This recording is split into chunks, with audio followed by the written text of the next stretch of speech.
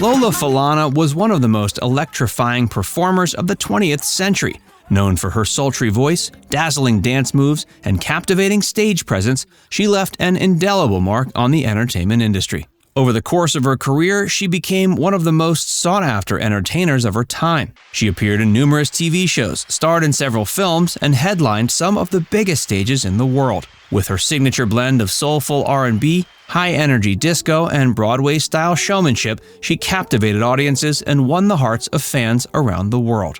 But in the late 70s, she found herself at the center of a media firestorm when she was banned from appearing on The Tonight Show. Facts First presents Lola Falana was never allowed back to The Tonight Show after this. Lola and Wayne. Lola Falana and Wayne Newton met each other in the mid-1960s when they were both rising stars. At the time, Falana was a popular dancer and singer in Las Vegas, while Newton was also a well-known singer and entertainer. The two performers became friends and often performed together in Las Vegas shows and on TV programs. Over the years, they remained close and continued to perform together on occasion. In fact, Lola's last known performance was with Newton at his theater in Branson, Missouri. Wayne Newton's beef with Johnny Carson. Wayne Newton had it out for the host of The Tonight Show, Johnny Carson. During a 2007 interview with CNN's Larry King, Wayne Newton spoke out against the late-night host, whom he called a mean-spirited human being. Newton recounted how he'd appeared on Carson's show many times and had considered him a friend until Carson began making jokes about his masculinity. Newton described how Carson's barbs, which often implied that he was gay, began to affect him, and he attempted to reach out to Carson to discuss the issue. Newton said he called Carson's agent, manager, and attorney, and when he couldn't get through, he went to see Carson in person. Newton recounted how he walked unannounced into Carson's office at NBC in Burbank and confronted him. He threatened him with physical violence if he didn't stop the jokes. Newton said Carson responded by claiming he was Newton's biggest fan, a statement the crooner found disingenuous. Newton's interview with King revealed a side of the entertainment industry often kept hidden, showing the dark side of comedy and the toll it can take on those targeted by it. So what happened to this volatile situation? Newton had stepped on Carson's toes. In 1980, Wayne Newton was at the peak of his career in Las Vegas, headlining at numerous hotels and earning millions of dollars each year.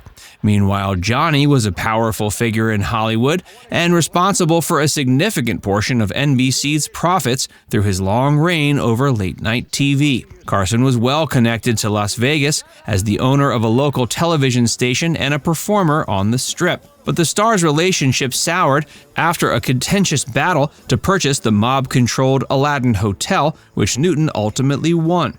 After this incident, that's when Carson began to mock and criticize Newton in his monologues. The conflict between them highlights the cutthroat nature of the industry and the potential for animosity to develop even among the biggest names in the business. Following the rejection of the casino purchase agreement, Johnny and his partner, longtime gaming executive Ed Nigro, felt betrayed and infuriated. In response, Carson left Las Vegas and never returned. Nigro expressed his disappointment, stating that they knew they'd been double-crossed and that the judge and the state had allowed it. For several years, Newton attempted to reach out to Carson to address the issue, but to no avail.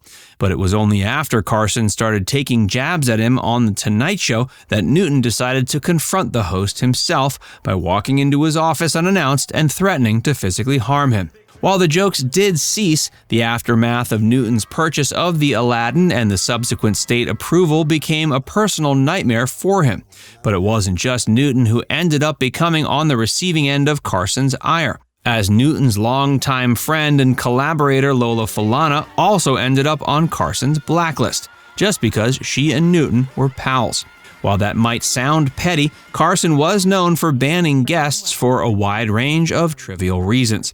For instance, Johnny once banned actress Joan Rivers after she was given her own short-lived late-night talk show on Fox. It aired in the same time slot as Carson's show, and this devastated him. For the rest of his life, Carson never talked to Rivers again. MS forced Lola to retire. Lola Falana, born Lolitha Elaine Falana in Camden, New Jersey, on September 11, 1942, grew up in the Clement T. Branch Village Public Housing Project. Her father was a Cuban welder who came to the U.S. before Lola was born. Despite her parents not approving, her love for music was evident from a young age, and she began dancing at the age of 3 and singing in the church choir at age 5.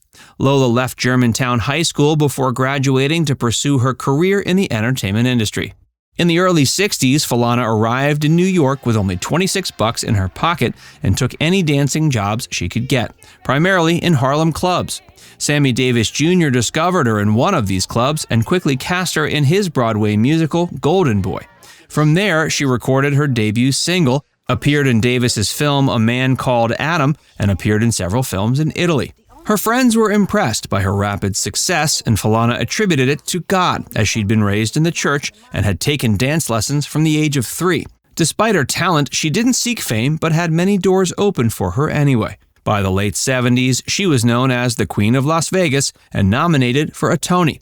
However, despite her success, she felt unfulfilled and unhappy, particularly after being diagnosed with multiple sclerosis in 1987. Falana's MS left her left side paralyzed. She also became partially blind, and both her voice and hearing were impaired. Obviously, after going through something like that, she was unable to continue on in her musical career with the same kind of constant attention and dedication. She turned to her faith, becoming a Catholic and recording a pro-life single, Don't Cry Mary. After recovering from her illness, she focused on charitable and religious work. Although she eventually performed again in Las Vegas, Falana's practice of religion and faith became the center of her life. After another bout with MS, Falana moved back in with her parents in Philadelphia. Today, at age 80, Falana is no longer a performing artist, and few people would recognize her name despite her groundbreaking achievements in the entertainment industry as a role model for young black women. Lola had an affair with Sammy Davis Jr. Lola Falana and Sammy Davis Jr. had a romantic relationship in the 1960s. At the time, she was a struggling dancer when she met Davis at that Harlem nightclub where she was performing. Davis was taken with her talent and beauty and helped launch her career. But the two were also romantically involved, and Davis even left his wife, Mae Britt, for Falana. They were together for a brief period, but the relationship didn't last. Despite their romantic involvement, the two remained friends and professional colleagues. Davis continued to support Falana in her career and featured her in his photography, later compiled into a book called Photo by Sammy Davis Jr. Lola was known for being a multi-talented performer, including singing, dancing, and acting. She gained widespread fame in the 1960s and 70s for her energetic performances and glamorous style, and broke down stereotypes as a powerful and funny role model for many young black women. She made appearances in Broadway shows, movies, and TV programs, and became a popular performer in Las Vegas during the late 70s.